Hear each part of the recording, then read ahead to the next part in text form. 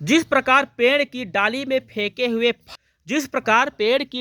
पके हुए फलों को प्रातः गिरने का भय होता है, ठीक उसी प्रकार जन्म प्राप्त प्राणियों को नित्य ही मृत्यु से भय बना रहता है।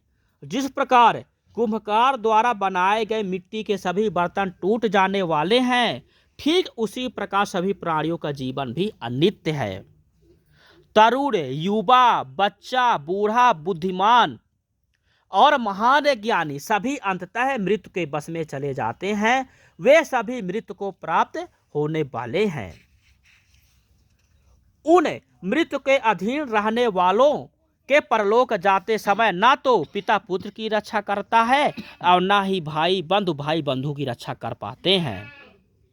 भाई बंधुओं की मौजूदगी के बावजूद और नाना प्रकार के करुण विलाप को देखते हुए भी शाश्वत मृत्यु अकेले ही प्राणियों की हत्या कर देती है। यह नित्य प्रतीत बंधुओं को क्षण भर में अनित्य कर देती है। इस प्रकार यह भौतिक संसार दुख, मृत्यु और बुढ़ापा से पीड़ित है। इसलिए बुद्धिमान मनुष्य संसार के अनित्य स्वभाव यानी कि विनाश भावना को जानकर कभी भी शोक नहीं करते हैं। जिस मार्ग को आप नहीं जानते यानी कि मृत्यु के आने जाने के मार्ग को आप नहीं जानते हैं, उन दोनों अंतों यानी कि जन्म मृत्यु के चक्र की अनुभूति करते हुए भी आप व्यर्थ में विलाप कर रहे हैं।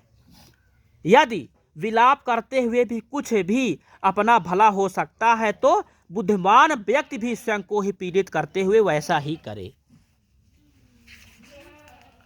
किंतु रोने और शोक करने से चित्त को शांति नहीं प्राप्त होती है, परंतु अधिक दुख ही उत्पन्न होता है और शरीर पीड़ित होता है। अपने आप को पीड़ित करते हुए व्यक्ति कृश कुरूप हो जाता है। उससे धर्म का पालन नहीं होता है। विलाप करना निरर्थक है। जो व्यक्ति शोक को नहीं छोड़ता वह अत्यधिक दुख को प्राप्त होता है। वह व्यक्ति मृत्यु के लिए पश्चाताप करते हुए शोक के ही वश में ही पड़ा रह जाता है।